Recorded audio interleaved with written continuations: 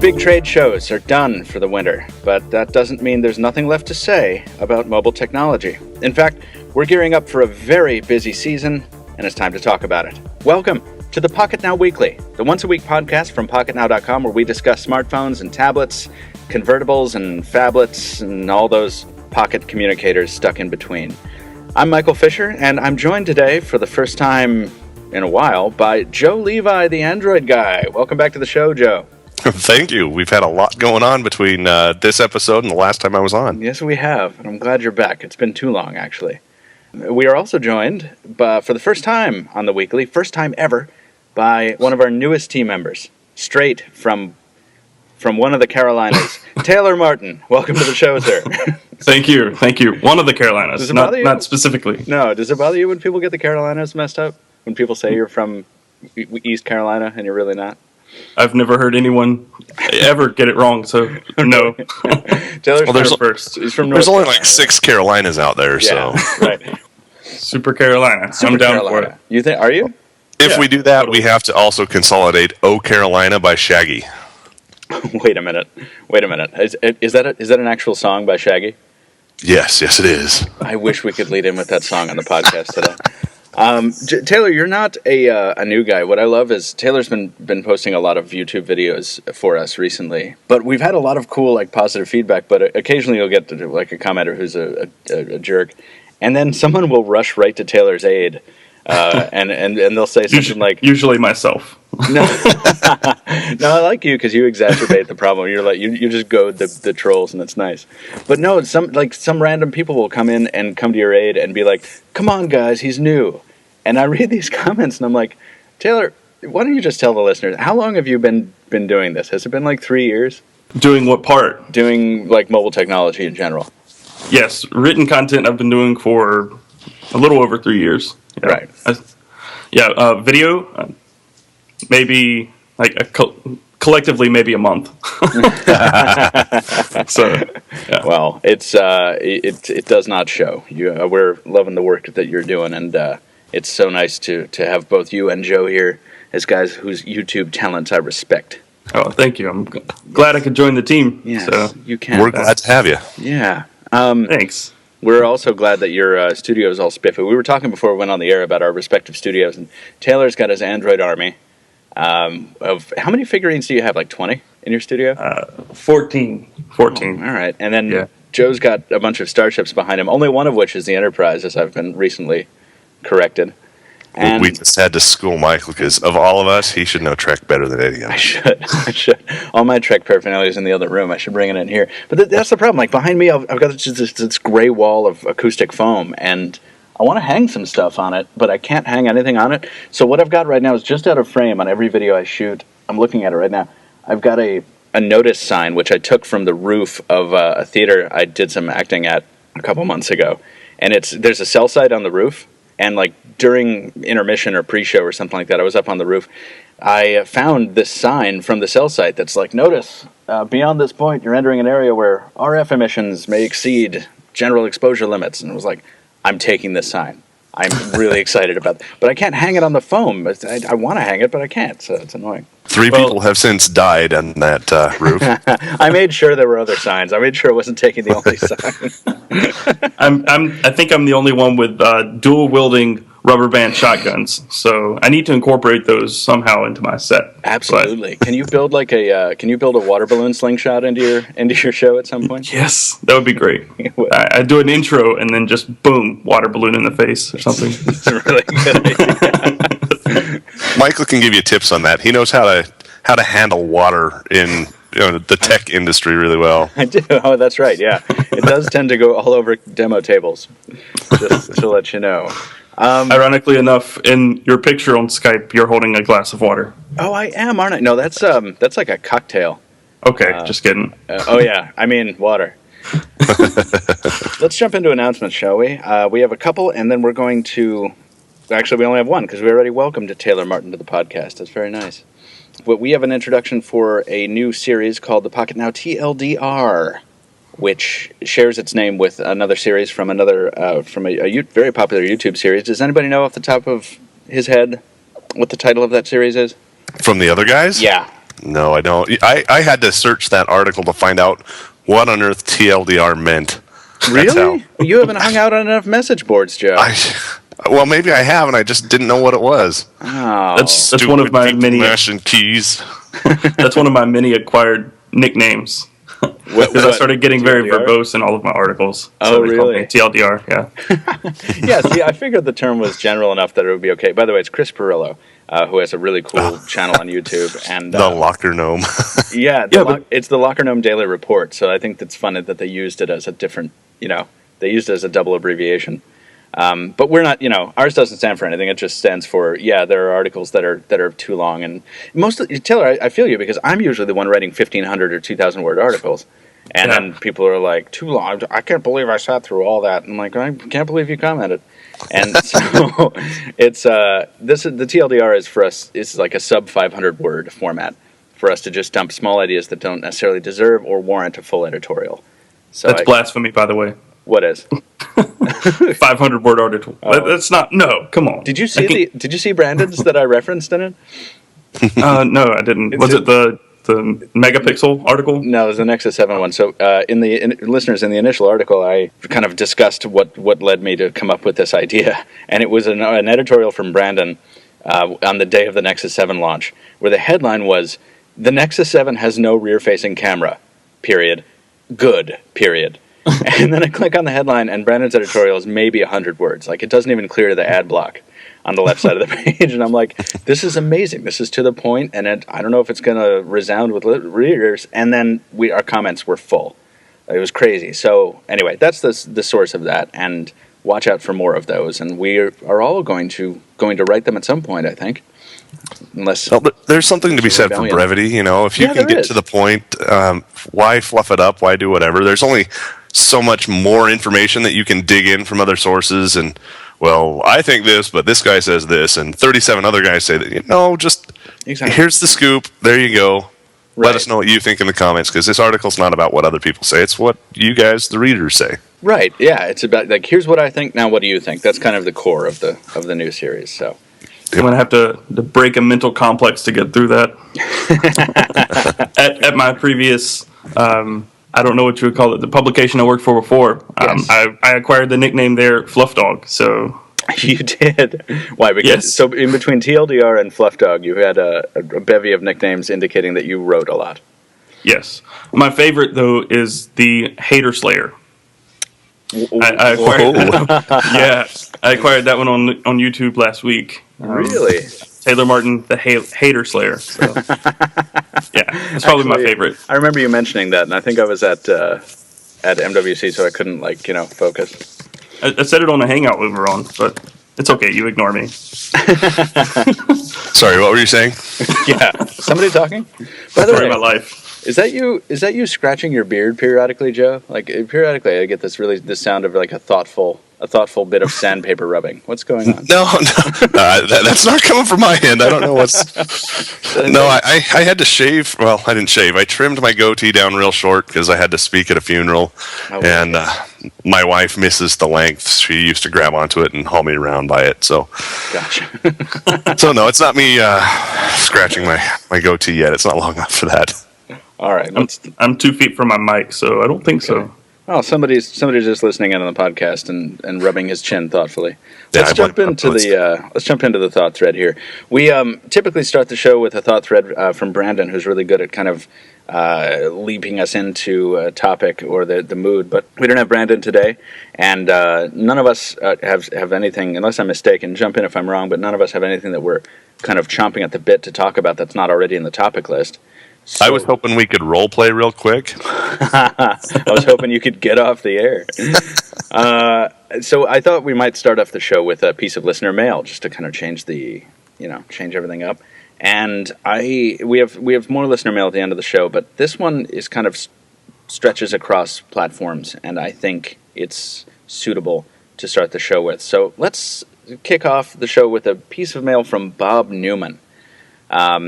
who apparently tried multiple times to get this email through, and I'm glad that it finally got through. But Bob says he's in the throes of deciding between BlackBerry, Android, and Windows Phone, and is dubious about Android because he wants as much privacy and security as can be had in a smartphone.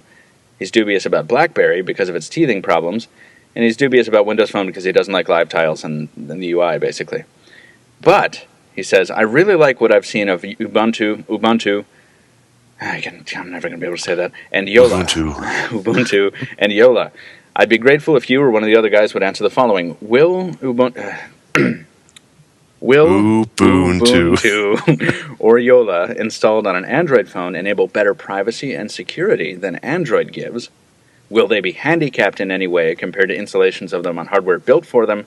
And is it possible to turn the animation of page turning and the flipping tiles in Windows off? Thanks in advance, Bob Newman. I can take the Windows thing. No, it is not possible to turn live tile animations off in this version of Windows Phone. So, unfortunately, Bob, if you really hate those flipping live tiles, you're going to be stuck with them if you go the Windows Phone route. As far as the Ubuntu and Yola question is concerned, I think that's a fascinating one, and I specifically wanted to lead off with this because I thought between Joe and Taylor, you guys might have a general idea of an answer to one of these questions. Will Ubuntu or Yola installed on an Android phone enable better privacy or security? I mean, I've handled Yola, but I've only seen the UI skin, so I know very little about its actual security abilities. Joe, you just did a video about the UOS, so what about that? So Ubuntu it's Linux, but it's not really full-baked, full-cooked Linux like you run on a desktop or a laptop computer Linux. At least not yet. We'll get to it a little bit later. There's some interesting crossovers into the Android world other than the hardware that they're running on. Ubuntu specifically is one of the distros of Linux that, at least in my opinion, has more privacy capabilities than other flavors of Linux and other operating systems in general. I think eventually that's going to come over to Ubuntu Mobile, Ubuntu for phone, and you'll see a lot more encryption, a lot more cool things that you can do to keep yourself private and secure using that OS than any other OS. Right now, it's all just speculation. All we've seen is some really early proof of concept versions of the OS running on Android-centric hardware. So it just, I don't know. I hope so. Yeah, it's too soon to tell, really. I mean, I've installed it on my Nexus 4 at least 8 times now, maybe 9. Right. So, I mean, there's really not much to know about it other than how it looks. Right, yeah. Maybe how it operates, but even then you can't really tell because it's so laggy and it crashes, and yeah, it's just too soon to tell. Yeah, and that was my initial impulse too. I think it is. They're both so young in this implementation that there's no way to tell at this point. And the apps that you'd use they're not there yet. So if you're used to running, an encrypting chat client or an encrypting email client or something on, your desktop Ubuntu distro, you don't have that same app available just yet over on Ubuntu Phone. Right. So yeah, thank you for the question, Bob. I think what it comes down to is if you're in a rush to do this, it's probably going to behoove you to go with an OS that's actually established. And it sounds like you're leaning mostly toward Windows Phone. BlackBerry has to grow quickly or else it won't survive. So I think you should still keep an eye on it. I know it's got some teething issues, and who knows whether those will improve or get worse. I tend to think they'll improve. But, if Windows Phone is your preferred option, and you can find a way to get past the live tiles flipping on you all the time, there is a way to configure your home screen so that it's mostly dominated by tiles that are non-live, and you can configure third-party apps not to update those tiles as frequently or ever. So if you're in a rush, you're probably going to want to go that route. But thank you for the question, and thanks for leading us into the show, considering we did not have a different thought thread. But, gents, I'd like to jump into Android if it's all the same to you. Sure. Let's do it. Yes. There's a phone coming out from Samsung that it runs Android. And it might be kind of a big deal. It's called the Galaxy S4. And there was a leak recently on Twitter. It came from EvLeaks. But in any case, this is a very legitimate a very reliable leak source, and some other outlets reported on it, and we reported on their report. And it has since been revealed to be a render. And I don't know, guys, tell me how you feel about this, because when this was revealed to be an Expansys mock-up, I was beyond relieved, because this is probably the ugliest thing I've ever seen. It doesn't it look like an iPad Mini, like shrunk down to phone size? Yes, and it's 2D, so right. Yeah, like that's how thin it is. Paper thin Galaxy S4. Yeah, I'm glad that this is no longer news. I'm glad this cropped up and immediately got extinguished in the space of a couple hours. Apparently, it's Expansys has prepared them for its own site. It's just a placeholder image while they wait for the rest of the world to catch up. So and release better mock-ups. I know. Well, I guess I don't want to spend as much time on a mock-up as whatever. But I don't know. Did you guys get fired up about this when you heard? I mean, Taylor and I think were in the middle of a G-Talk conversation when this leak dropped. Yeah, I was like, ooh, and I didn't really look at it. I was like, Galaxy S4, and just sent an email. And then I looked back at it, and I'm like, wow. Yeah. What is that? Mm-hmm. So I looked at it and saw a note, too, without the ugly home button. And the first thing that came to mind was, hey, they got rid of the home button. Right. Oh, yeah. Like you and I have both separately opined should happen, Joe. Yes. Yeah. The bottom line is that we still don't know what the Galaxy S4 is going to look like. We've got some screenshots out today, I think, indicating, maybe corroborating that this eye-controlled scrolling is happening. And I have never been more disappointed to have held off on an editorial in my life, by the way. I was at MWC before any of this stuff came out. I was thinking of this. I was like, oh, we were playing with AirPlay with the stylus, the S Pen on the Galaxy Note 8. And I'm like, the next move is just going to be to eliminate the stylus altogether. And when you look at the bottom of the screen, it'll scroll for you. Like, that'll be amazing. Are you guys amped about eyeball-based scrolling, or does it freak you out? Like Tony's losing sleep in Romania about this. He hates it. He's going to leave the planet. It doesn't freak me out, but I just think it's extremely unintuitive, maybe. My eyes jump around all the time. I'm ADD. I don't want to scroll when my eyes move. So. Well, what if though it establishes a target zone and it's only the bottom of the screen? Maybe it's a point at the bottom of the screen that you just focus on with your eyes. You just look at it, and that's when it scrolls. Do you have to stare at it? Do you have to give it the stank eye or something? Because because that's how it is at Smart Stay. I'm just saying, if I glance at the bottom of the screen and it scrolls down, that's gonna be annoying. I don't know. Yeah, totally. Yeah. So I think it's like the red button. You don't push the red button, right? Right. But you don't look at that part of the screen unless you want to scroll. But inevitably, I'm going to look at that part of the screen because I know something's there, but it's not there. It's. You don't think you'll be able to train yourself not to look there until you want to scroll?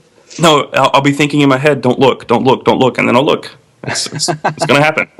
And even if you don't look now, you've just eliminated that part of your screen. So haven't you effectively made yourself a smaller screen by not letting you look there? Oh, I can hear the debates now. It's going to be just like the on-screen Android buttons, like in the comments. Like, I want to lose 72 pixels because of the stupid glancing area. It's going to have to be more than 72. Yeah. So how do you click on something? Do you just stare at it and then go cross-eyed? You got to double blink if you want to click on something.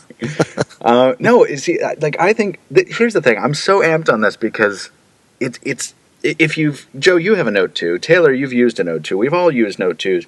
You guys know what I'm talking about with the S Pen when it's in AirPlay mode and you just bring it to the bottom of the browser window and it scrolls for you. I like that, and then I hate it too. Same thing. You do? Why? Because you get your S Pen down there and it scrolls like you don't know how to track your S Pen? You don't keep a close enough eye on your S Pen? I don't care what the Galaxy S4 is made of. If it has eyeball-based scrolling, I will use it for at least a day, even if it is the cheapest plastic ever. And just while we're there, I want to say that Samsung finally responded to this, to all of us complaining that the Galaxy S3 feels really cheap. There was an executive vice president, Y.H. Lee, spoke to CNET about why the company chose to work with the materials it does. And apparently, just to kind of paraphrase Stephen here, even though aesthetics absolutely matter to Samsung, manufacturing concerns play a large role in its decisions about materials. It's kind of about speed and efficiency, and I guess Samsung is saying that they cannot produce enough hardware or they can't produce it fast enough if they use metal phones. if they use metal in their phones, rather. And there is a lot you can do with plastics, and Samsung makes some points about it. But I got to tell you, I found this response to be needed, but very disappointing, because it probably means the Galaxy S4 is going to feel just like the S3 does, which in my opinion is very cheap. The word you're looking for here is lame. There are lots of other companies out there that are doing stuff with plastic and non-metal backs, covers, whatever you want to call them. Special plastic, yep. Yeah, they feel good in the hand. They look nice. They don't attract fingerprints. They're not slippery. Motorola's even got their Kevlar. It's Kevlar, right. And it feels nice. It feels great. How much more difficult would it be to use a different finish on that plastic so that thing wasn't so slippery and a fingerprint magnet and smudged all over the place? Absolutely. The hyperglaze has to go, I think. They have to figure out a new finish. They can use, I mean, they were saying the battery door on the S4 and on the Note 2 is polycarbonate. I mean, it's not, it's that special type of plastic we all love when it's naked because it feels different, it feels cool.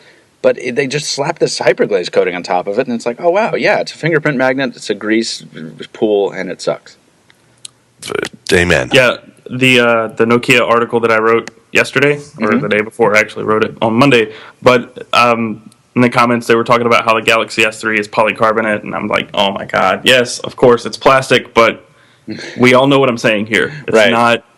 There's no way to really distinguish between the two. It's not the same. Yeah, it's paper thin versus an eighth of an inch thick. Right. Yeah.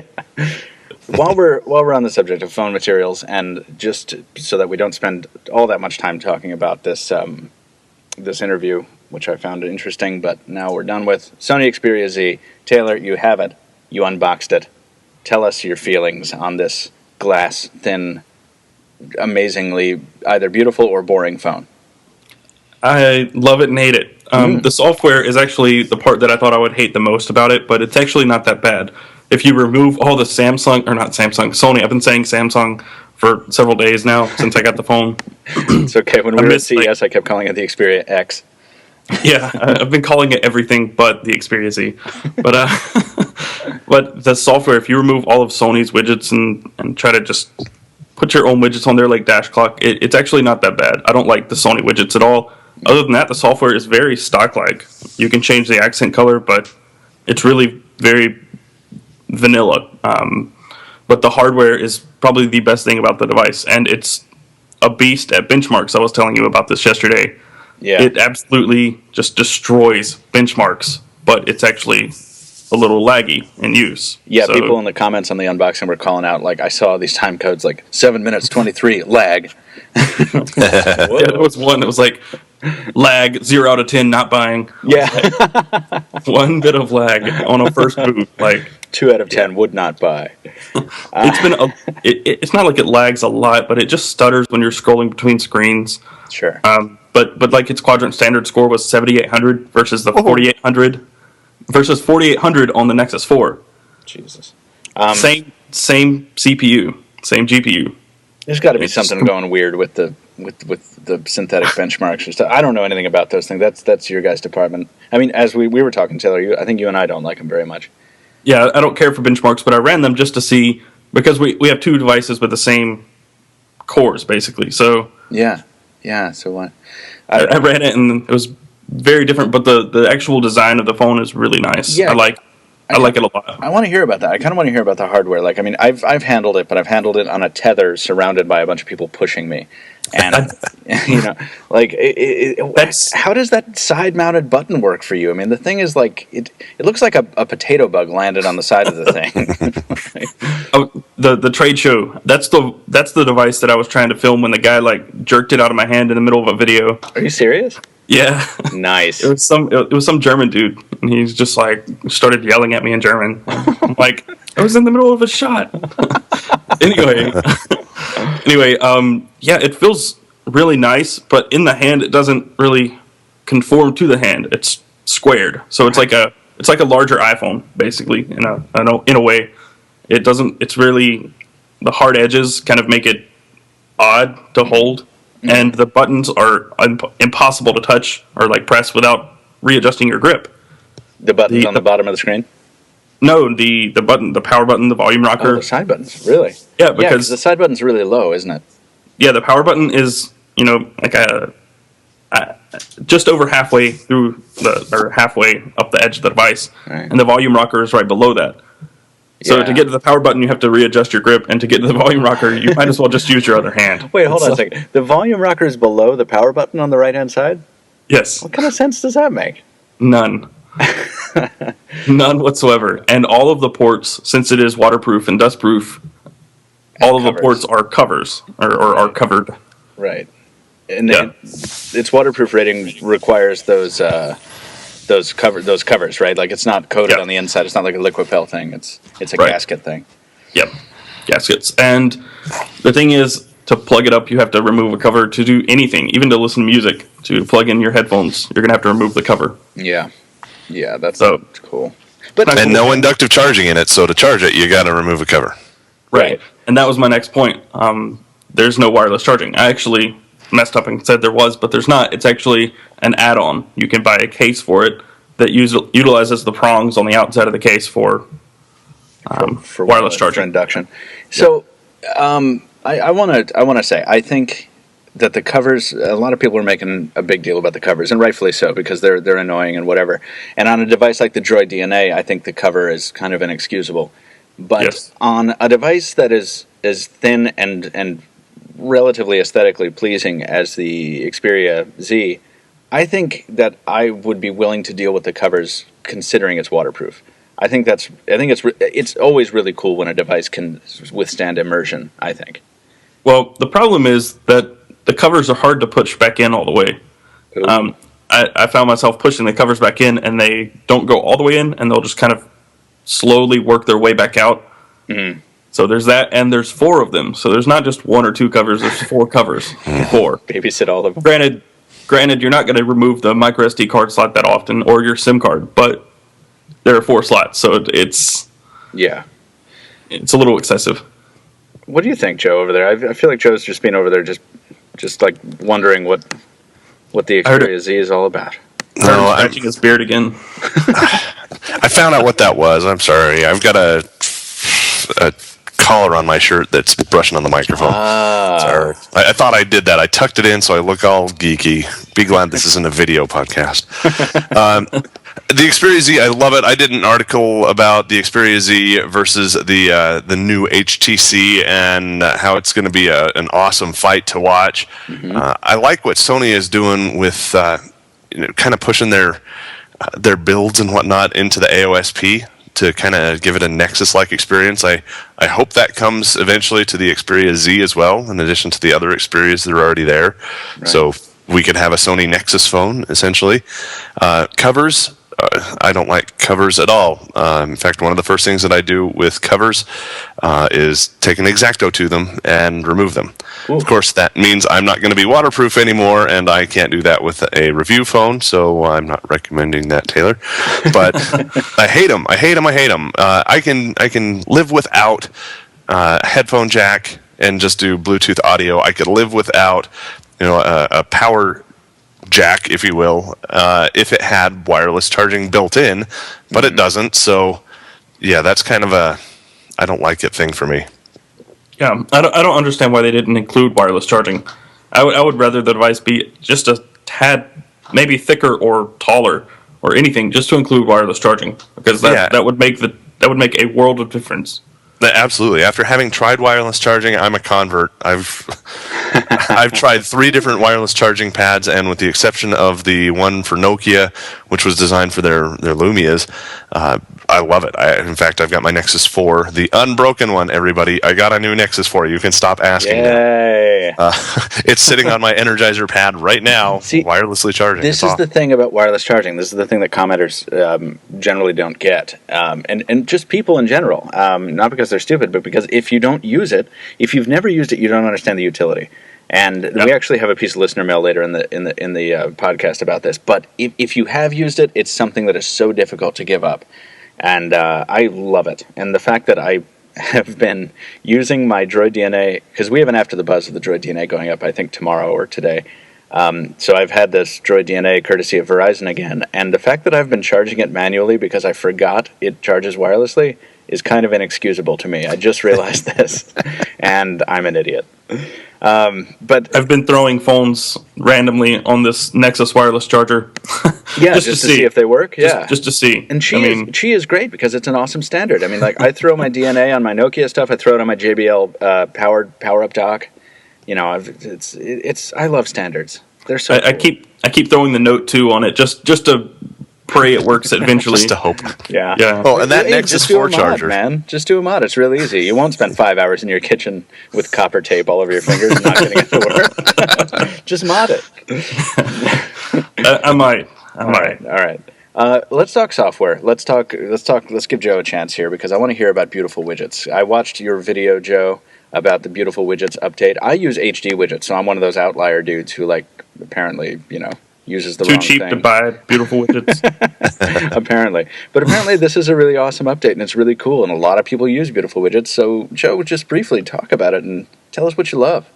So Beautiful Widgets was a widget that came around a long time ago as an answer to the original HTC Sense widgets with the Sense clock that had its animating flip tiles on it, and it was just beautiful. Apparently they plagiarized them, they copied their artwork, they included it in their widget, and eventually got banned from the store and had to release a non-infringing version, which they did relatively quickly. This is Level Up Studio? Yeah, this is Level Up. Yeah. Okay. But they did the right thing. They released a new version that did not infringe with crappy-looking artwork and said, trust us, everything's going to be okay. And they built in a theming engine where you can have themes and skins for the clock, for the weather, and for the battery, all three separate and independent from various different people. And I highlighted some Trek themes in there with a name drop to Captain Phones. Yes. But I've been using that. I did go over to HD Widgets when Beautiful Widgets kind of got old and not really high-resi, and then they dropped version 5. And it's amazing. It's high resolution, though not necessarily high definition. Some of the themes haven't caught up yet. They have bigger widgets. They have all kinds of stuff. And it's easy to set up now, which was the hard part from the last version. So like crazy configuration, like the like that Pie Slice launcher you were using? Well, not quite that crazy, but close. Okay.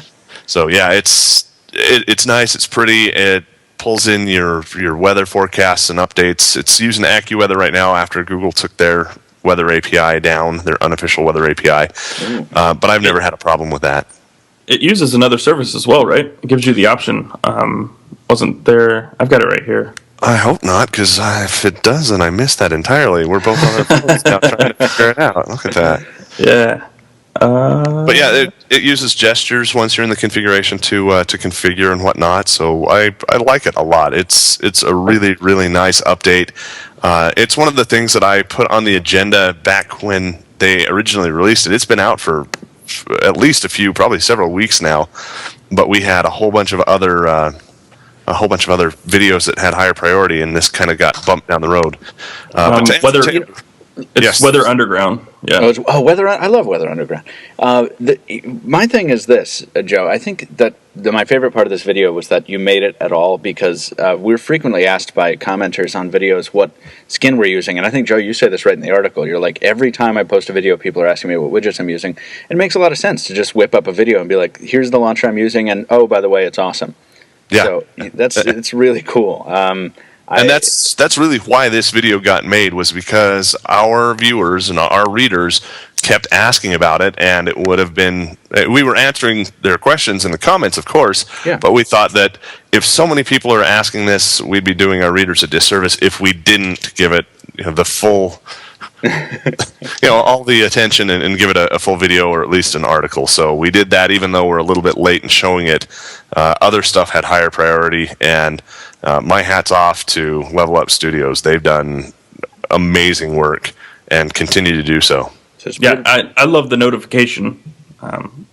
They now have an expanded notification. I touched on that in one of the videos I did a few weeks ago about the 5 apps that make Android feel a little more modern. Mm-hmm. And the weather notification from Beautiful Widgets is fantastic. Yes. I didn't show that off in the video, but yes, you're absolutely right. do we know what's next? Because I know what's next. I know what I want to talk about, and it's not in the rundown. I want to talk really quickly about whether Joe's Pebble has shipped yet. Joe is wearing his Pebble on his watch. Yes! You're on his wrist right now. Yes! Welcome to the club, Broseph. Yes. I hate you both. So just to clear it up, so Joe, I got my Pebble first. Joe apparently has just got his. That's awesome. And Taylor, I didn't know this until like yesterday, but Taylor's also a Kickstarter backer of the Pebble smartwatch. So you are waiting on yours, Taylor. You haven't got your email notification yet, right? Nothing. Okay. Not a peep. So the first thing I did when I received this Pebble smartwatch, which I saved something like $80 on by ordering through Kickstarter instead of waiting, was pay for yours. I like $80 or $90. I was one of the 119 people, so I got in a little after you. Okay, and What? I paid $115. What the heck? Well, so what happened was that's okay, guys. You don't have to feel Arm wrestle. You don't have to feel bad about it because I immediately negated all of those money savings by going out and buying a new band for it. So the silicone band that comes with it is pretty cool, but I was like, you know what? No, I've been wearing a Citizen Stars and Stripes for years, and it has a big, thick, chunky metal band, and I wanted that, so I found a black metal band that it's like PVD finish on it, so it's kind of matte, and it is just what a splendid watch. I am having so much fun with it. Right after we get off the podcast, I have to cut together my video, and that'll go up later today. So if you're listening to the podcast and you want to see a video about what life on Pebble is like, you should watch it, because it's going to be awesome. And then, Joe, I believe you have a video coming up, next week, later this week about it? Yes, I do. In a couple days, I'm going to have about 3-4 days use of the watch on my wrist, and it's got some shortcomings. So the title of the video is going to be something around 5 or so things that the Pebble smartwatch is missing.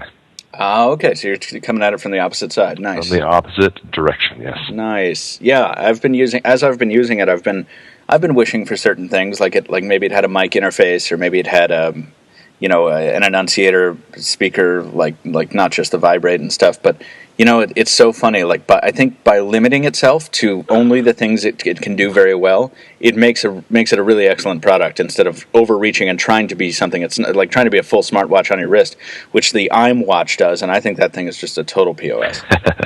The funny thing is, everybody that I've handed the watch to and said, "Here, take a look at it," and then I've sent an email or whatnot, they try and scroll the email with touch by flinging the email up or down and get around. So it's like, no, it has buttons. It's a watch.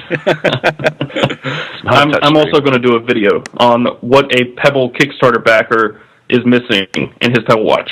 And it's just going to be you with like a naked wrist. Yes. Just staring angrily at the camera for 5 minutes, not blinking.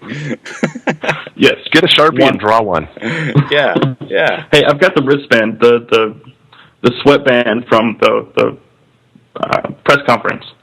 Oh, yeah. I have a Pebble sweatband. Well, we're going to talk more about Pebble next week when our videos are up, and we'll be able to bounce some ideas around, and it'll be fun. While we close out Android here, let's talk. Before we go out on that one, Michael. Yeah.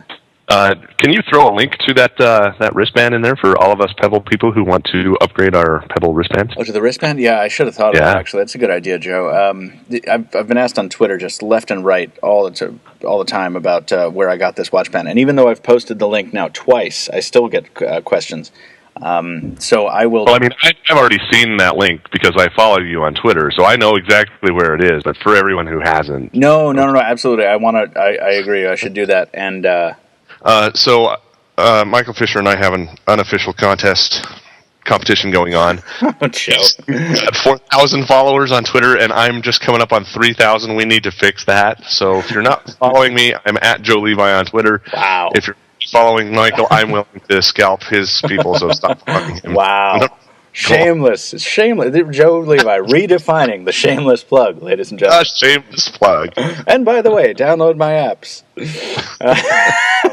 Taylor, you want to get in on this? We're going to say the Twitter handles at the end of the episode anyway, but Yeah, I'm not in this competition, but I'm at somewhere around 2,000 followers. Follow me at Casper Tech. Good. So, because I'm better than both of them. Yeah. At Twitter. Sorry. Can we know about Twitter? Can we know about the about Casper Tech? Can I ask you about that? Because I meant to ask you about that in your intro. Sure. Yeah. Can I just what was the origin of Casper Tech? I mean, you're a pale dude. Is that where it started? Yes. My friend passed away late last year. He's the one who gave me the nickname. Really? He was in a band. He was a bandmate, and it was a band of straight edge vegans. And on their MySpace page, it was a tryout that I went to. They said, please respect our views. Don't make fun of us for what we believe in, and so on and so forth. And I showed up with Chick-fil-A for everyone. That's just my humor. That's who I am, and that's how I broke the ice.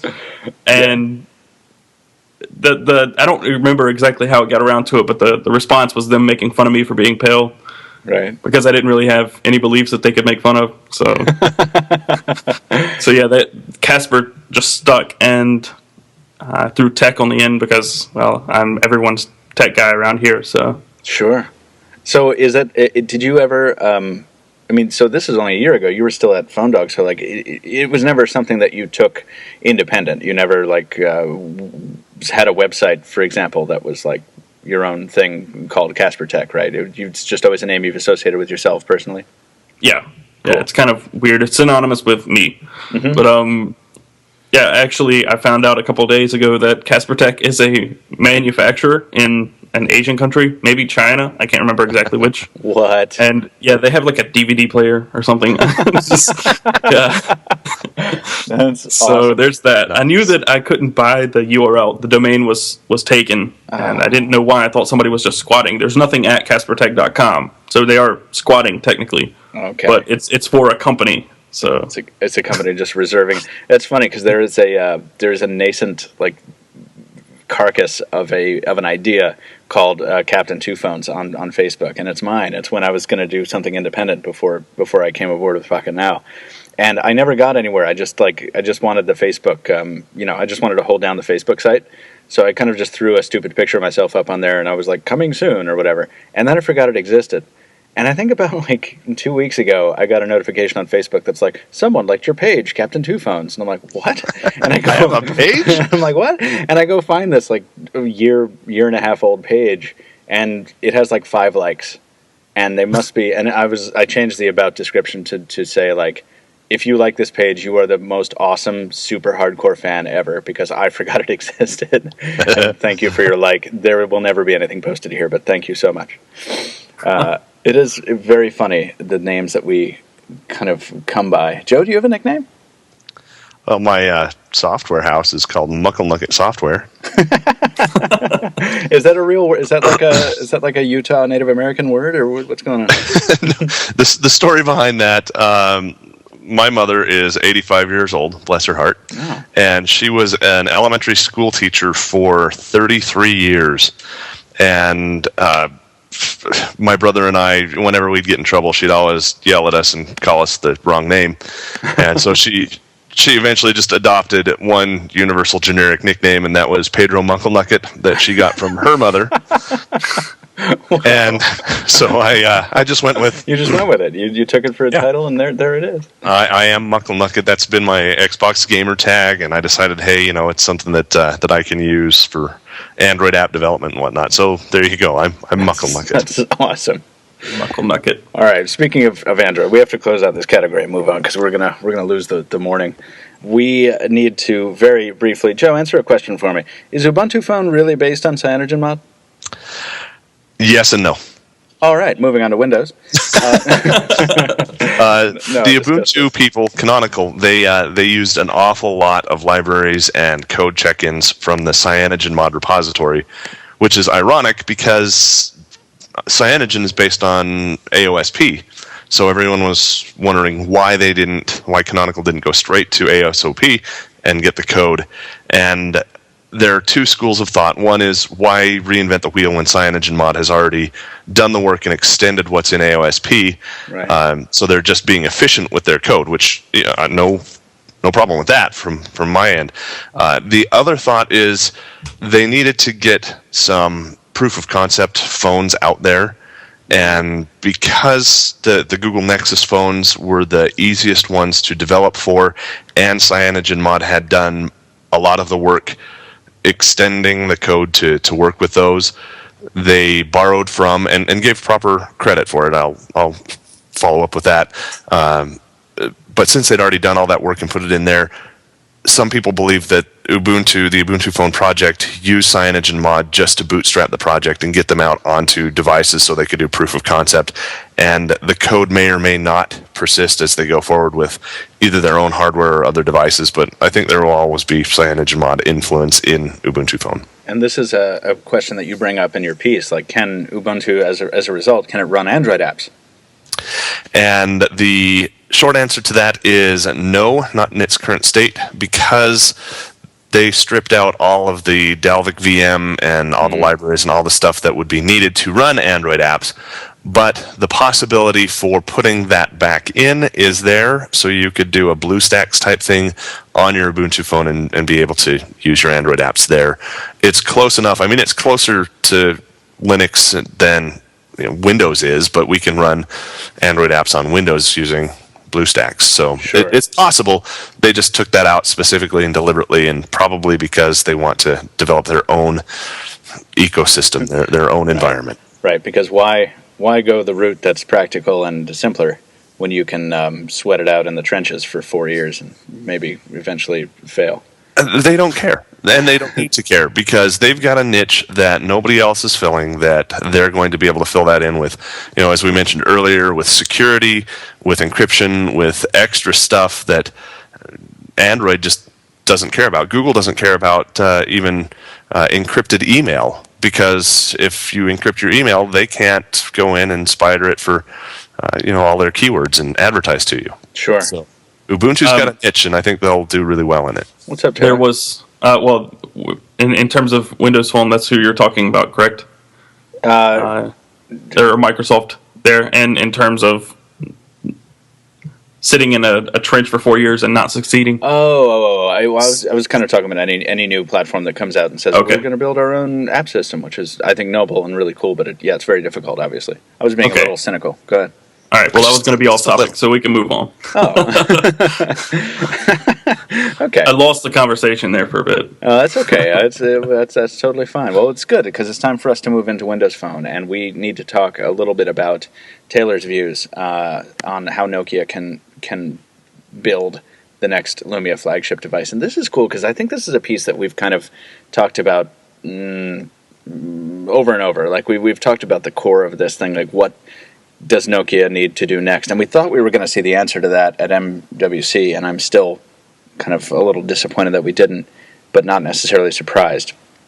But we've got some interesting suggestions here from Taylor, and I want to just run through them very quickly, because I completely agree that a slimmer profile and a metal chassis is awesome, that a true PureView camera is something we've been crying about forever, and that needs to happen kind of regardless of the weight penalty.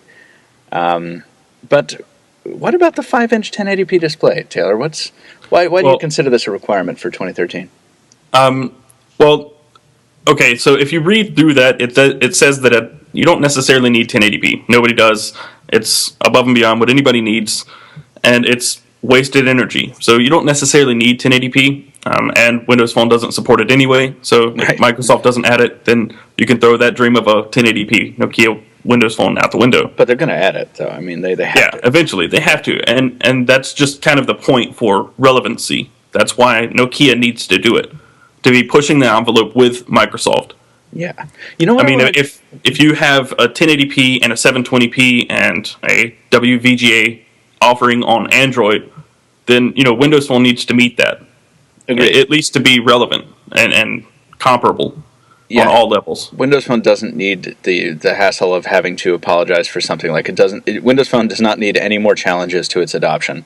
Exactly. Even if it is just spec people shopping the shelves and looking at spec cards and being like, oh, it was a 720p. That's, man, I can see the pixels. The size is the real issue for me.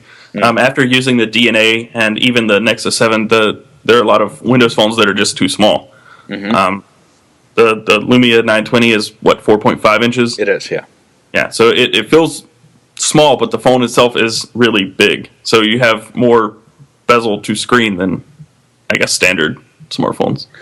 Yeah, it does have a rather substantial bezel. So, I mean, basically, I think your point, which is a good one, is that Windows Phone needs to do exactly what the other platforms are doing, which is increase screen size while reducing bezel size and not necessarily building a larger device and keeping up with it spec-wise on the display front, right? Yeah, you just said that a lot more elegantly. What I love is that two of your conclusions are directly at odds with each other, which I always love throwing in my editorials because I'm like, yep, I'm having a pipe dream and welcome everyone, because you've got slimmer profile metal chassis and then you've got true PureView camera. So it's like, I really hope that Nokia is able to find a way to minimize the PureView components, but I don't think they can. I think they're butting up against physics there at some point. Yeah, and there's a few lines in there that kind of explain that. There are. Like for the battery. You covered your butt very well, yes. Yeah, I've learned to do that over the years. But like for the battery, I said there is, however, at least one excuse to make the next Lumia flagship another heavyweight smartphone, and battery, of course. Absolutely.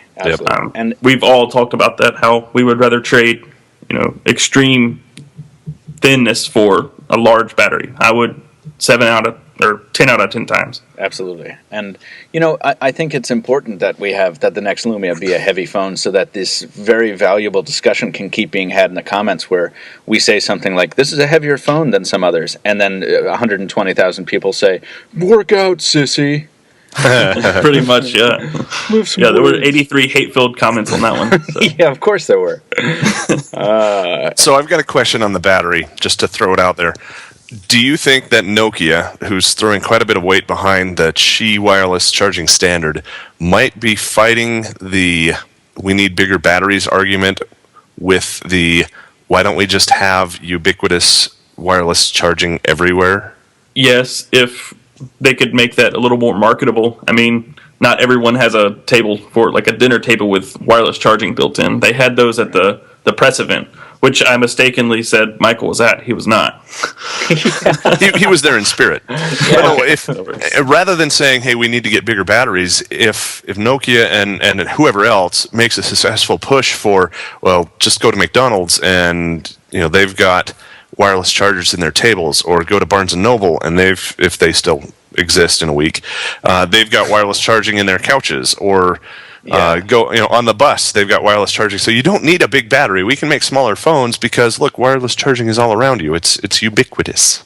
The problem with that is that we still have these two competing standards, which is so stupid. I mean, Qi is very obviously, to me, Qi is the future. They have agreements with so many companies. They're in so many phones already. And then you have these other jokers. Not to, maybe I'm being too flippant. I don't mean to say that. I mean, anybody that's trying to make a wireless charging standard is worthy of our respect. But I think that who is it? Duracell that does the PowerMat stuff?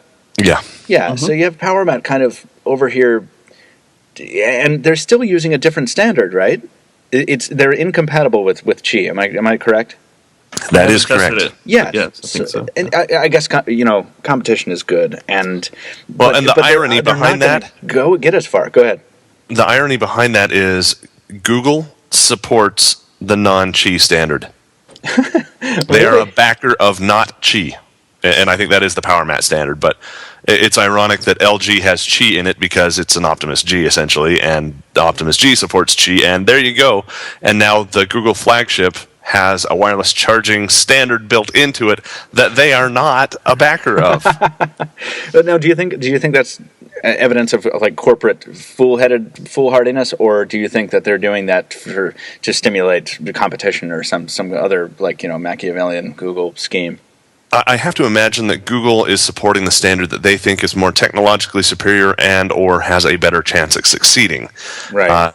LG made a different decision based on that same question when it was presented to them, and Google it was kind of caught in the crossfire when their next Nexus partner was supporting a different standard than they were, and they said, well, okay, let's fly with it, and we'll just go ahead and run with it and not disable it. Luckily, they didn't disable it in the phone.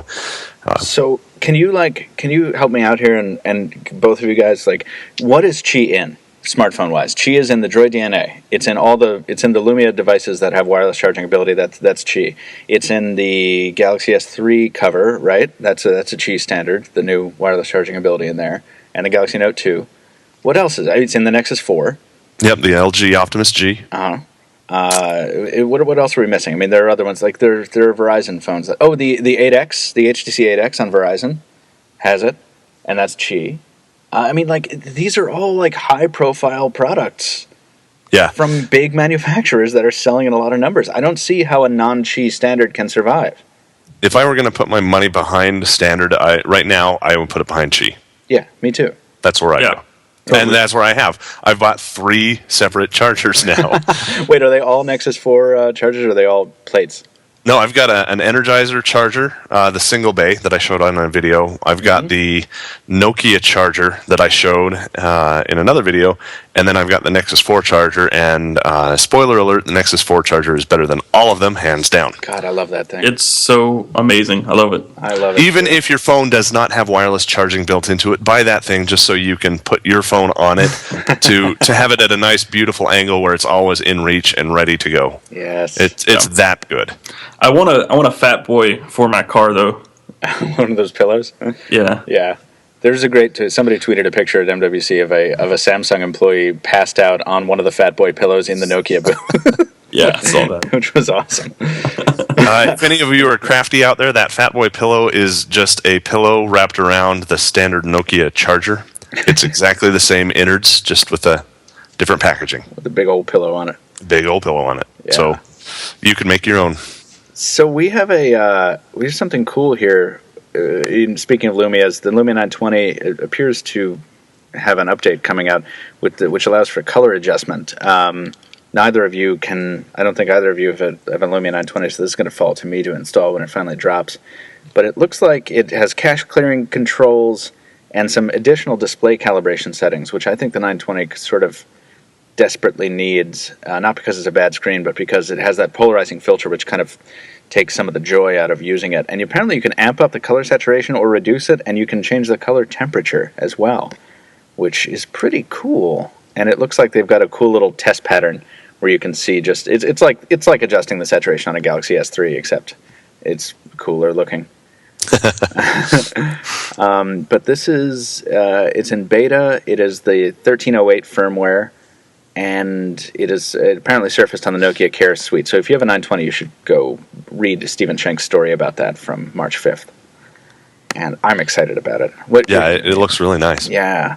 I'm really very excited about Windows Blue. I'm excited about more stuff. By the way, I know we stopped talking about the Pebble, but Pebble is yet another reason why I'm not using my 920 for a while. I've been stuck on my Galaxy Note 2 for like 2 weeks because I had to use it for the show, and now I have to use it for Pebble because Pebble doesn't have a Windows Phone app out. And I'm like, driving me nuts. I finally get Spotify on Windows Phone, and then the Pebble comes in. I'm like, I can't use it. And then there's another app that I can't use on Windows Phone, but Nokia is looking to change that. This closes out our Windows Phone category. And this is one of the coolest moves I've ever seen Nokia make. So we all know Windows Phone doesn't support Instagram. We've complained about it on the podcast. We complain about it in editorials. And then commenters say, what's the point of Instagram? And then we have a big fight. But Instagram is important. It has 100 million active users, over 100 million. And Windows Phone needs it desperately. But Instagram has kind of stubbornly refused to acknowledge its existence. And so Nokia has packaged this app for Lumia smartphones called #ToInstaWithLove. And what it does is it allows you to take a photo, put a filter on it, and immediately share it to your social networks, and it automatically appends this hashtag. So what Nokia is trying to do is get Instagram's attention through sheer force of like Windows Phone fanboy, volume. And I think it's a brilliant move. What do you guys think about this? I hate Instagram, so there's that. Get off my podcast.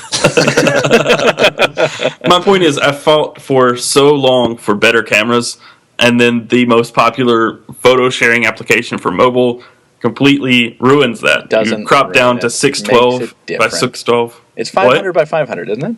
612 by 612. Well, thank you. All right. It doesn't make them. It doesn't ruin them. It makes them different. It makes them artificially artsy. But they're still all right. We've had the Instagram debate over and over. But so that's interesting. I didn't know that about you, Taylor. It's good. It's good to have a diverse range of opinions. Stop talking now, Joe. So, technical stuff aside, I'm not going to say whether I agree or disagree with Taylor because I want to come back on a future episode of the podcast. it's the whole social sharing aspect that really is the go-to feature in Instagram. And what more do you need to say? If you want information about any particular topic, subject, person, place, or thing, Instagram lets you immediately tag that and share it all over the place, and you can get information about that person, place, thing, whatever, right there in app, and it looks nice, filters notwithstanding. Right. Now, so, what do you think about Nokia's move here? I mean, I think it's brilliant. I think it's absolutely wonderful. They're saying, hey, there's they're not thumbing their nose at Instagram, but they're kind of jabbing them, saying, hey, if you don't do this, we're going to, and we're going to show you that there's a way to do it. So yeah, there's a demand. I find it fascinating that Instagram has remained steadfast in its kind of silence on the issue, unless there's something I've missed, and I don't think I have. You know, especially now that it's not just this small startup, it's owned by Facebook. It got a ridiculous amount of money thrown at it to be bought by Facebook. And I guess, well, wait, it hasn't cleared yet, right? Or are we still waiting for a DOJ clearance or something like that? Are they officially integrated? I don't know. I think it's a done deal, but I could be wrong. I could be too. I don't want to look it up because my keyboard's very noisy. But in any case, I would think at this point that Instagram would have at least come out and said, yes, we're planning something for Windows Phone. But maybe... Well, go ahead, Taylor. Originally, they didn't even want to develop for Android. Oh, they didn't... yeah. That's right, yeah, because they were on iOS only forever. And then when they finally did come to Android, Tony assigned me the editorial. It's like, what's the big deal on Instagram on Android? And I'm like, okay, whatever, I'll check this out. And then I immediately fell in love. So. I loved it for about a year and a half, maybe 2 years, and then for the last probably 8 or 9 months that I used it, I didn't use filters, and I only really used it to share to Twitter and Facebook. I never checked Instagram, so I'd take a picture, post it to Instagram, and make it post to Twitter and Facebook together. But what I ended up doing was setting up an if this then that, or if this then that trigger, where if I post a picture to Facebook, it automatically posts a pic.twitter picture to Twitter. So it takes that picture, uploads it to Twitter, and then posts the texts. So you misused it. So you fundamentally misunderstood and misused one of the greatest inventions of our time. I understand. Okay, sure. The only thing that would take me back to Instagram is posting to Google+. Oh, God. Oh, Google Plus. Google Plus. Yeah, you guys go hang out on Google Plus. Yeah, we'll take all the cool kids with us, and we'll hang out on Google Plus. Go for it. You can stay. I don't know. What are you on? Are you on MyFace still? Yeah, I'm on Friendster still. Friendster. Google Plus page updates, profile page updates just rolled out. They're actually pretty nice. That's awesome. Just a little plug there. Oh man, go check out Taylor's Google Plus page. Go hang out in the white space. Pocket now has a Google Plus page. Pocket now does have a Google Plus page. It's very nice. There's not as much white space now. That might be the Chrome extension I'm using. I don't know. Oh man, I'm falling asleep. iOS. Guys, would you believe it? There's new iPhone 5S, iPad Mini 2, and iPad 5 rumors. Are you aware of this? There are rumors about Apple products. They're coming out with more stuff? I thought they were done. No, yeah. It's like that. But there's an Onion headline from like a decade ago. It's like, Dell reaches goal of being world's largest company, shuts down. It's like, well, we reached it. We're packing up shop. No, the iPhone 5S is still the rumored brand name for this new product. It would make sense. I mean, 3GS, 4S, 5S. So the iPhone 5S, that's just like the iPhone 5, but with Siri, right? Yeah, because S and 4S meant Siri. Right. Well, and better internals. Didn't S what? Better internals and a better camera, too, right? From the 4. Well, was it Phil Schiller? I think Phil Schiller said that S and 4S stands for Siri. That literally S meant Siri? Oh, yeah. And I think S for 3GS meant speed, if I'm not mistaken. Yes. And remember they couldn't decide whether to capitalize the S or not? Like, it was a whole lot of... When nobody knew how to say iPhone 3GS. I just pronounced it. The iPhone 3Gs. The iPhone 3Gs. It's like every time I roll up to an NEC booth, and I'm like, oh, yes, I forgot you've got the Casio partnership. How do you pronounce that again? Giz1, Gizone. And they always tell me, and I always forget. You don't really want to know. You just want to make fun of it. I do. But no, it's legit. It's that same part of my brain that can't pronounce Ubuntu correctly. Oh, you did it! Hey! I get so much crap over that because I say Ubuntu. Yeah, me too. And I say it phonetically. I say it how Google Translate pronounces it. Yeah. And that is just how I've been saying it for probably, I don't know, 8 years. I don't know. Yeah. And so I get so much crap over that. I know how to pronounce it, Ubuntu, but I don't. I say Ubuntu because if I try to say Ubuntu over and over and over through a video, I'm going to switch back and forth, and that's just awful. So Ubuntu. I just say Ubuntu and watch people cringe. Yeah. The last thing I want to touch on in the Apple category here is that this low cost. Oh God, I'm so tired of low cost iPhone rumors. But that's what old models are. I know. Yes. Why do you need a specific? Absolutely, but I think we talk about this pretty often. But I think Apple is under a lot of pressure to continue its growth, and obviously, it's living the story of pretty much every major company that has seen astronomical growth, and it's like they can't really you can't maintain that forever. Otherwise, you can only own so much of the market. You can only own so much of the planet, and then it just becomes this horrible tale of woe. But the thing that is interesting to me about the rumor is that whether it's this low-cost iPhone or this iPhone 5S, I think it's the low-cost one they're talking about making it out of fiberglass, which is fascinating. You can't anodize fiberglass. I mean, like that actually. Why hasn't someone done that before? What like use fiberglass in a production smartphone? Maybe somebody has, and we just don't know about it. The thing is, I grew up on boats, and so I know about fiberglass, and I'm just picturing the first time somebody like accidentally breaks their phone open and like tries to pick it up, and they get those fiberglass splinters in their hand that stay in your hand for a week. Oh God! And they give it like that welt, the red dots all over. Yeah. Fiberglass is just painful, itchy. Yeah. Yeah, but when it's not busted up and you don't have splinters in your fingers, fiberglass is awesome. Well, yeah, I guess that's true. Yeah. And like you drop your phone, you get it all scuffed up. Do you take it to like the marine store and like get some gel coat put on it? Just auto body shop, yeah. No, you would just take more fiberglass and wrap it around it and sand it down and oh man, there's going to be like so much sales of Bondo sales. There's just going to improve. Your surf shop's going to have an entirely new business line. We're going to put some sex wax on our phones. Oh, God, that brand name confused me as a child so much. Let's can we close it out here? I think we've talked enough about Ubuntu that I kind of want to skip over that topic maybe leave it for another day. Is that all right with you, Taylor?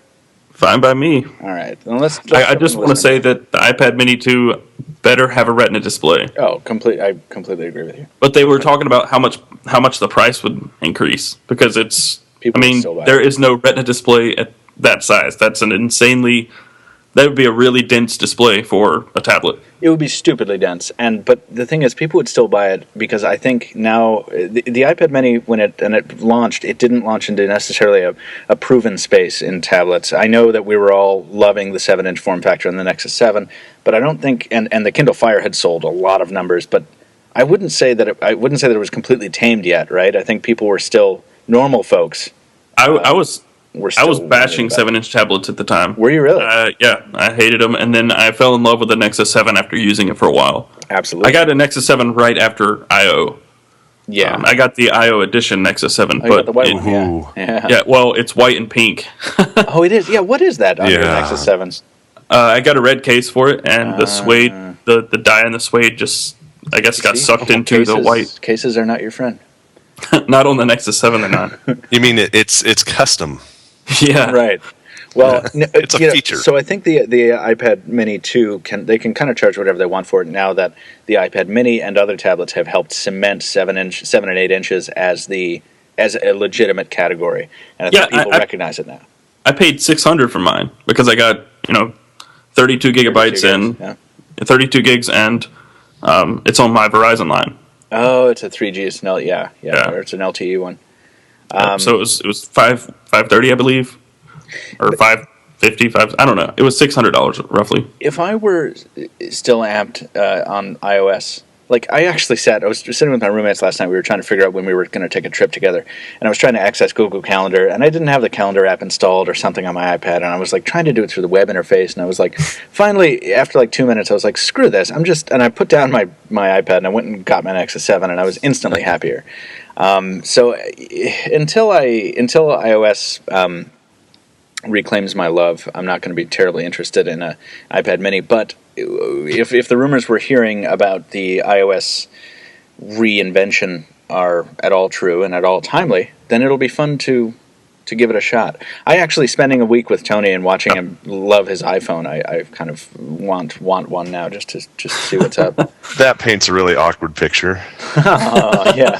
Well, not as awkward as when he and I were both carrying Note 2s in MVC, and like it's like, hey Tony, I just took this picture. You want to bump phones? Yeah, let's bump phones.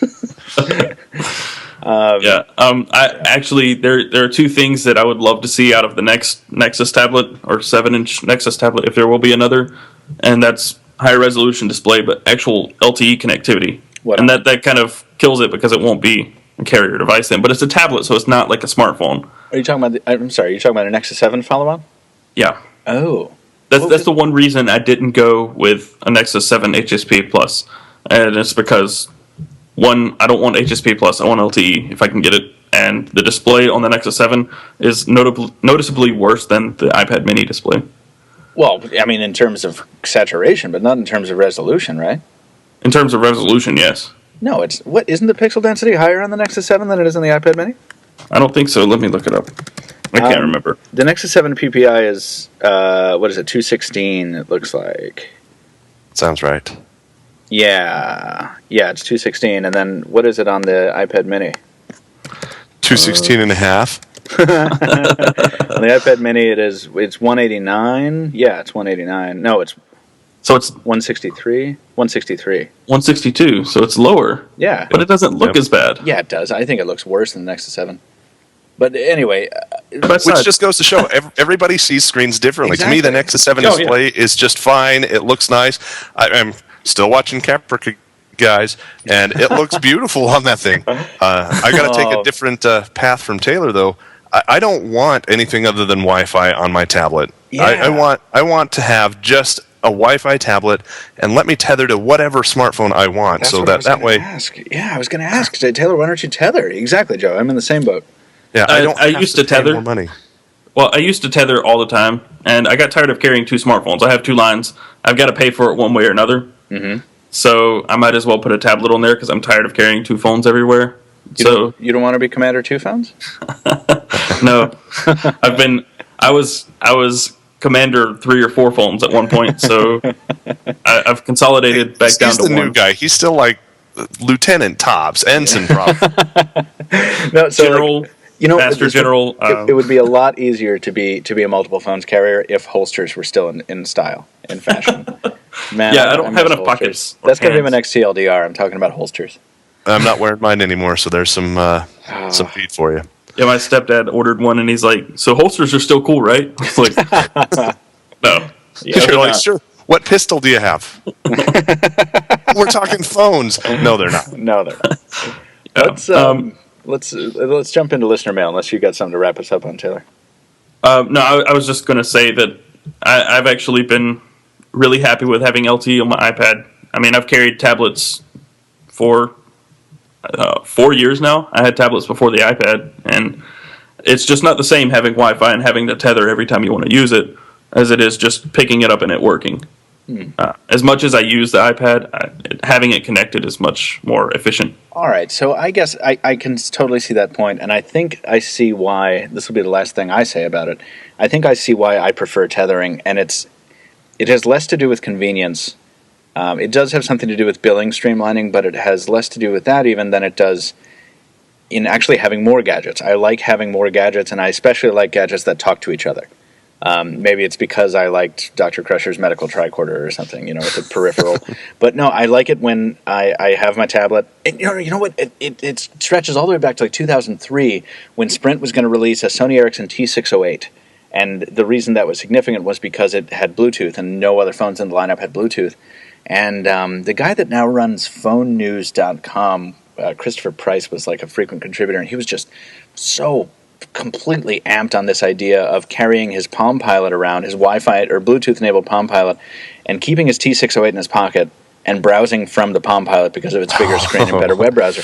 And internet tethering over Bluetooth. Over Bluetooth, yes. Right? But in 2003, right, that was like the pipe dream. So I think that infected kind of all of us on the Sprint users forum or Howard forums or wherever the hell it was. And I still, to this day, really like the idea of keeping my phone in my pocket and having a peripheral talk through it to the network, so that whether that's a tablet or a Pebble, I think that's pretty cool. I've always been a fan of the personal area network idea, Yeah, I agree. I like it, but on a device that I use just nonstop, having it tethered all day is not a good idea, at least in terms of longevity. So now I have a phone that lasts most of the day and a tablet that lasts 2 days, and I can connect it whenever. That's my big thing, is I use it literally 3 or 4 hours a day when I'm not shooting video for 12 hours. Right. But yeah, I've been really happy with it so far. Let's move on to listener mail, and then we've got to wrap it up because I've got some video to shoot, and so do you, Taylor. And Joe, you've got to get to work at some point here. Yeah, and I've got an article that has to be written today, too. I thought that you might be writing something again today, too. All right, good. So let's jump into our 2 remaining pieces of listener mail. The first is from a guy named King, which I like. Hey, Pocket Now people, I love your podcast. Listen to it every week. Thank you for listening. I want to know Pocket Now's thoughts on true wireless charging. I love talking about wireless charging. I bet it's far away in the future till we're able to have a device transmitting electricity that charges a phone or something, but what if wireless chargers today have internal batteries? That way we can move around freely and just charge them like every week. It'd have a huge capacity battery. Yeah, it would have to. So like a portable charger, but wireless. And keep up the good work, guys. Thank you, King. So this is an interesting idea. What, you carry around a boombox with like a wireless charging pad on top of it, right? That's kind of the idea. I don't see why something like that. I have the Peak 6000. I have 2 of those, and I use them religiously. What is that? It is a 6,000 milliamp hour battery pack. Okay. Charges iPhones through the 30 pin and through micro USB. Yeah. Yeah. So it's just something like that, except wireless. Well, yeah. Why wouldn't it be able to? Well, you could fit wireless into that. Right, but I think wireless charging is still somewhat less efficient. So I think you would probably lose some power through heat, through the added. Yeah, there is a step down, like on the Nexus charger, the wireless charger for the Nexus. I think it receives 1.8 amps and then puts out at 1 amp. Right. So there's definitely a step down there. Yeah, there's some loss there that makes it less practical, right? And you trade that for convenience too. Right. Yeah. I guess. But how have to carry around this device and then charge your phone on top of it versus having to plug it in? Yeah, like I think that's the thing. I don't think it necessarily solves a problem. Like I would rather just, if it comes down to it, I'd rather carry around a light, pocketable, corded AC adapter as opposed to like a car battery with a wireless charging plate on top of it, right? Yeah, but I think what he's after is like legitimate wireless charging where you can charge 6 inches away, or what it sounds like he's saying is across the house, across the room. Something. Yeah, he mentions that up front. But and he says this will be a far away in the future, and yeah, hopefully not. But aren't there televisions that are wireless? What? I think so. They're wireless televisions.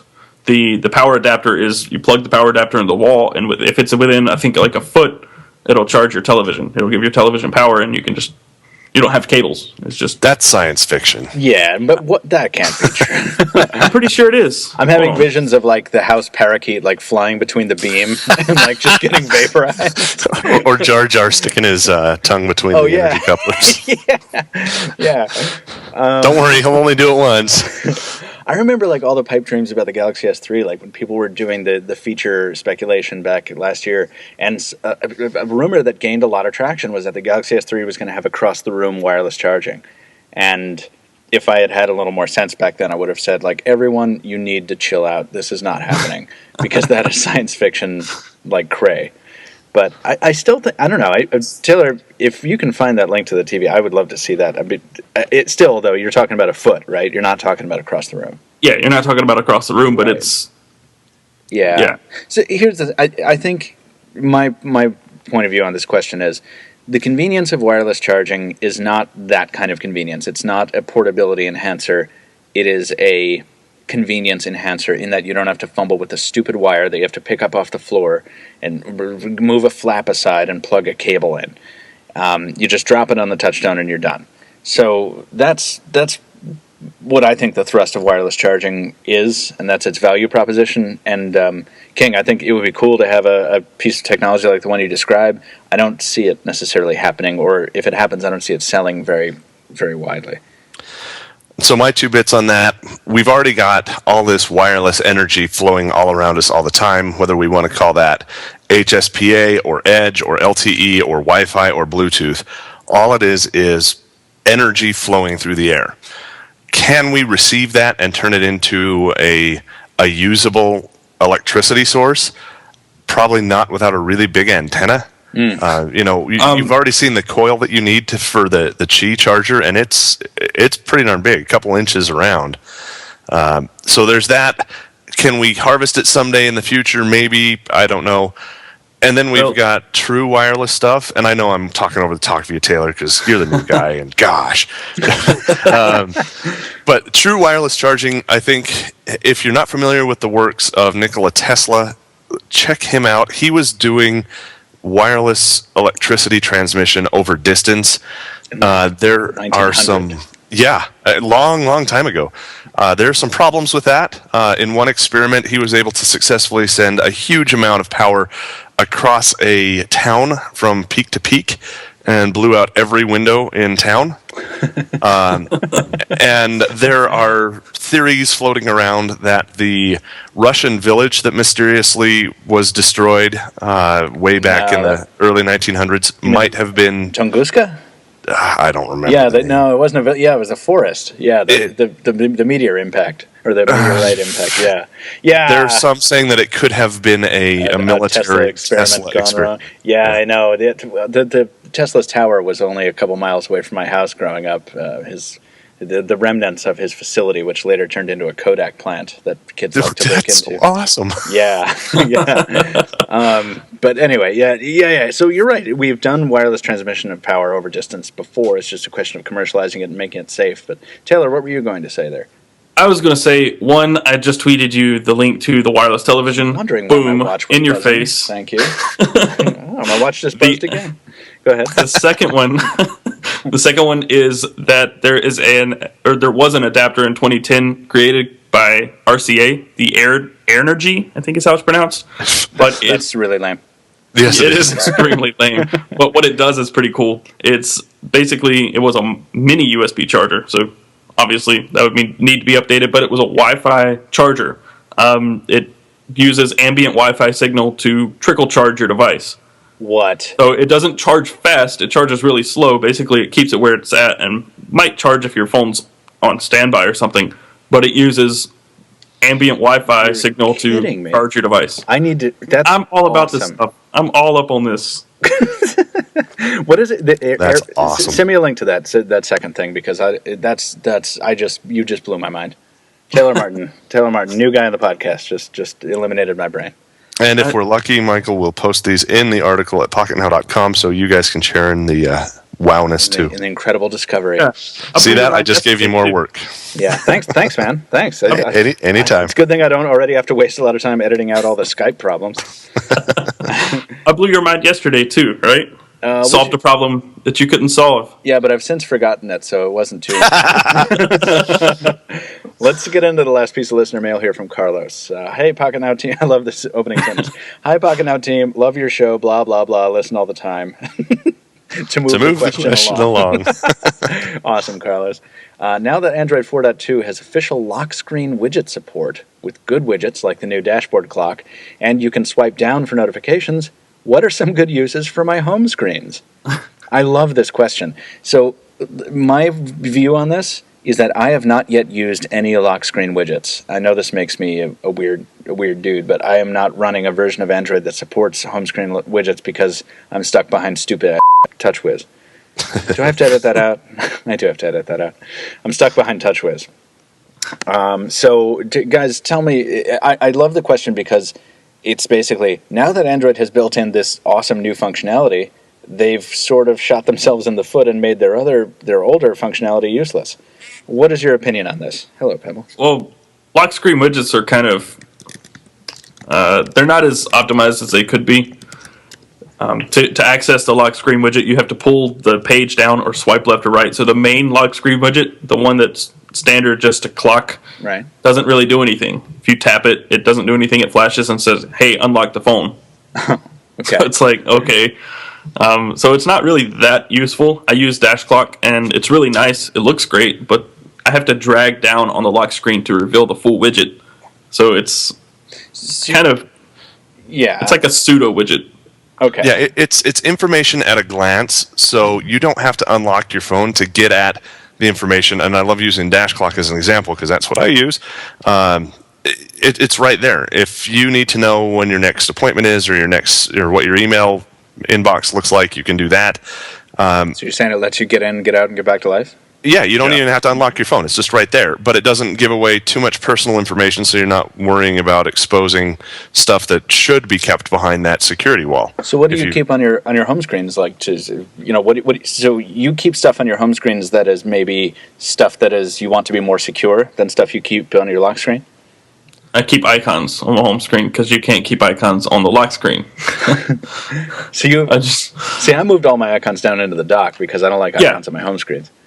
But yeah, if you look at like a picture of mine, or the video that I did, all of my icons are in the dock, and I have 2 widgets on my home screen. To do 2 widgets on your lock screen, you'd have to have 2 pages. To have 4 or 5 widgets, you'd have to have 1 page per widget. So it's not that useful beyond 1 widget. So our advice to Carlos is to use the different use cases as they're intended. Use lock screen widgets as they're intended, and continue using home screen widgets as they are intended, because they're separate.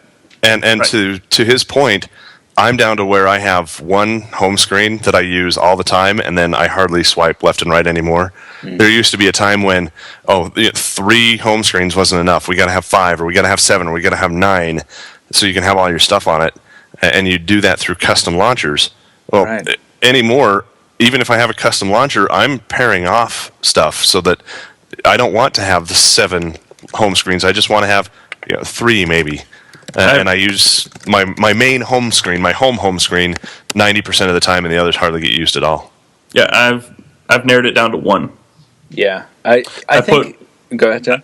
I put the SoundHound widget that I use a lot on a lock screen widget to the left of the main widget, and I have 1 home screen with Dash Clock and the battery widget reborn. That's it. And I use launcher, or I use Action Launcher. Wow, I almost got that wrong. I use Action Launcher with covers in the dock at the bottom, so they don't look like widgets or folders. Sorry, they look like icons, not folders. So it's very minimal. This is fascinating. I want to actually have a discussion about this on a future podcast, because I too have reduced the number of home screens I use on average. On a phone, I still use 3 pretty regularly, but on my Nexus 7, I don't I think all my home screens are empty. It's the same exact thing I made fun of Tony for back in Berlin when I first gave him the Nexus 7, and he was like, "Yes, this is how I would set this up," and it was just blank. But I've ended up in the same place because I don't find the widgets as useful as I used to. I think Android's widgets do need a refresh, the stock ones. But that is unfortunately a discussion for another time, because we do have to go, gents. And I know commenters, I want to say this right now. Thank you so much for all of you who are out there who say, make the show longer. Because it's so much. When we first started the weekly, I think we were all petrified that everyone was going to say, why is the show so long? And we wanted to keep it to 45 minutes, but that has proven impossible because we just have so much to talk about. So it's really nice to get the support from all y'all saying that the show is, long. It's just the right size. Carlos, we're sorry we couldn't get to the other half of your question, but we do have to move on. Thank you for that first half of your question, which prompted probably at least one editorial out of one of us, right? We want to write about the shrinking home screen problem. I can editorialize anything. I see a picture of George Costanza somewhere in that editorial. Whoever writes it. Yeah, I was in a pool. There was shrinkage. All right, let's get the hell out of here. Taylor, it was absolutely wonderful having you on the show for the first time. Thank you. Would you like to come back on the show at some point? Because that would be fun. Thank you for having me. And yes, I would, as long as you can overlook my hate for Instagram. I'm not going to do it. You're never coming back. Thank you for reminding me why you're never going to be on the weekly again. Joe, it was absolutely lovely to talk to you again, and let's make it happen again sooner rather than later, shall we? Yes, I would like to tell everybody out there thank you for putting up with me. I had to cancel last minute on the last scheduled episode of the podcast that I was on. And the team kind of rolled with that. I let a couple people know. Michael didn't find out until much later, so I apologize for the lack of communication there. But no worries, man. It's good to be back, and I hope that I don't have any more members of my family kicking the so I can be around a lot more regularly. Yeah, man, absolutely. And our sympathies on air, by the way. Yeah, I'm here. Oh, and now we all sound like we're on an ISDN phone call from 1995. Dude, ISDN was awesome. Oh, ISDN was actually awesome. Yeah, what am I thinking of? 13K or something like that. Well, when you had two legs of your ISDN, and you had one leg go down, that was sucky. But we'll start talking about VO, but we'll talk about that next time. Let's close it out. I wanted to say one last thing, and I don't remember. Oh, yes, an announcement. For those of you who hang out with us in Hangouts on the Pocket Now Live, there is a special edition Pocket Now Live happening, I believe, tomorrow. Gentlemen, am I correct? I don't know what day it is, but yes. Yeah, I think it's tomorrow. There will be an announcement very soon. Hang out with us. Well, you will not be able... It is not a traditional Pocket Now Live Hangout. I think that will wait until Friday. But this special edition one, you'll be able to watch but not participate as we talk probably endlessly and maybe do a little shouting and get excited, or not, about the Samsung Galaxy S4. So tune in for that.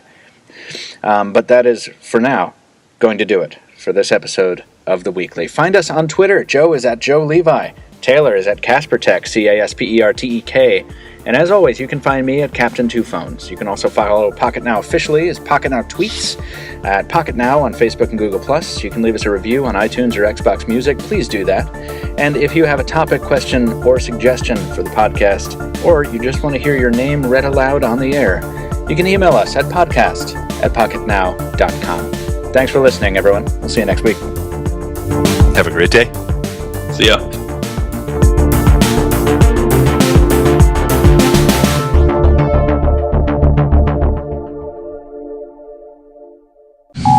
Your video is going to be 2 days from now, and it's going to be.